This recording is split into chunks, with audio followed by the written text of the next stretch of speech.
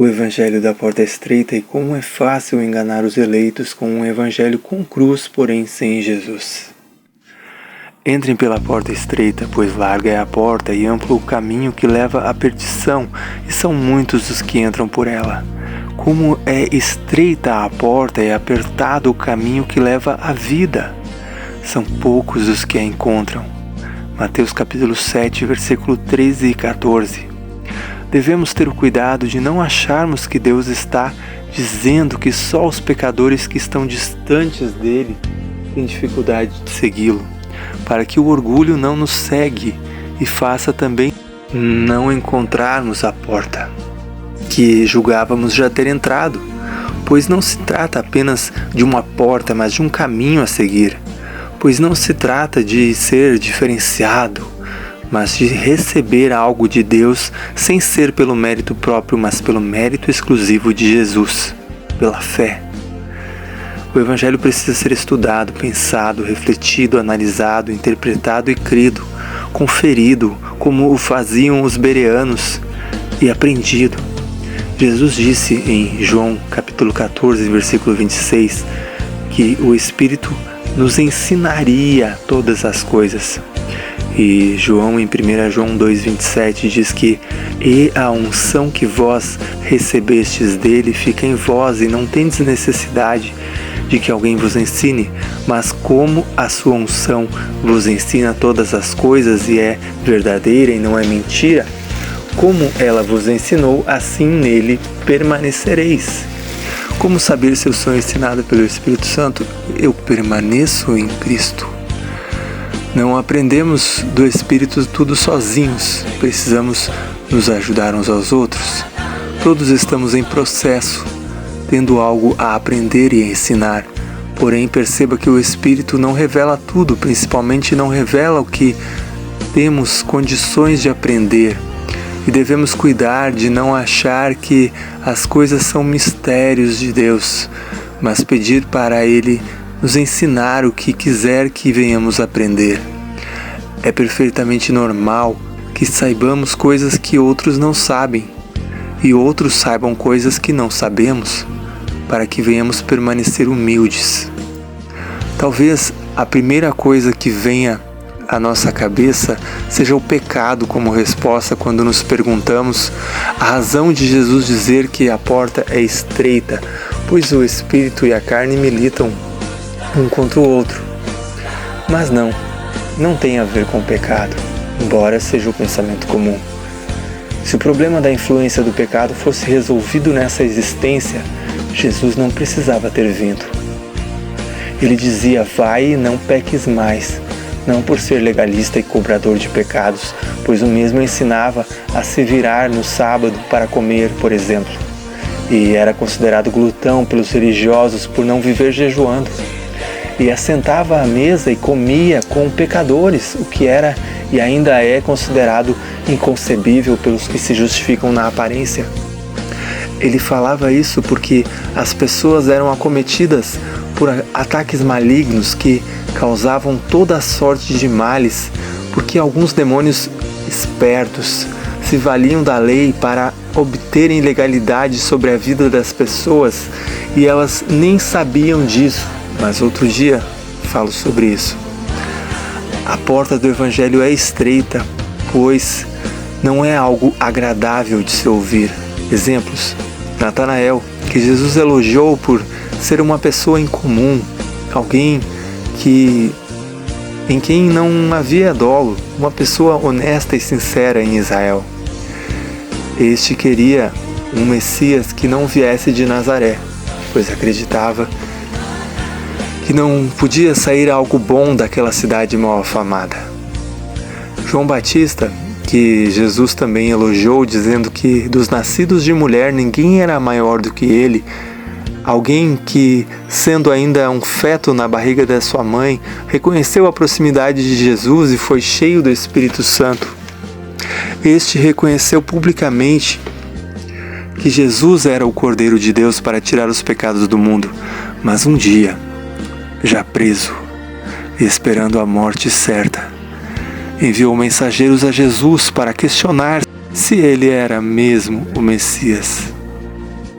ou deviam esperar outro? E Jesus respondeu que estava curando enfermos, libertando pessoas que andavam possessas por espíritos e pregando as boas novas da salvação, como anunciado pelos profetas, e que era bem-aventurado quem conseguia aceitá-lo assim, não como gostaria que fosse. Nenhum dos apóstolos queria que ele passasse pela cruz, mas Pedro externou e foi repreendido, chamado de adversário por cogitar das coisas dos homens e não das de Deus. No Getsemane, descobrimos que nem Jesus queria passar pela cruz, mas era completamente sujeito à vontade do Pai. Entendia o que precisava fazer e o amor que era a razão de fazê-lo, mas por isso mesmo, e não porque quisesse pecar, era tentado o tempo todo. Sim, somos tentados por nossa própria cobiça, porém isso quer dizer que somos tentados por causa dela. Somos tentados por sermos pecadores e nossas fraquezas serem conhecidas no mundo espiritual. Quem nos tenta é o mesmo, ou são os mesmos, que nos acusam diante de Deus, para obter vantagens sobre nós e nos causar mal. O pecado tenazmente nos assedia porque é usado contra nós. Não temos a visão do mundo espiritual e nem é realmente necessário, caso não ignoremos os desígnios de Satanás, do nosso adversário e tentador nosso e de nossos irmãos. Devemos conhecer nossas fraquezas e nos empenhar para lembrá-las e não as repetir, mas sem esquecer de batalhar contra as trevas, e sem esquecer que se pecarmos temos advogado.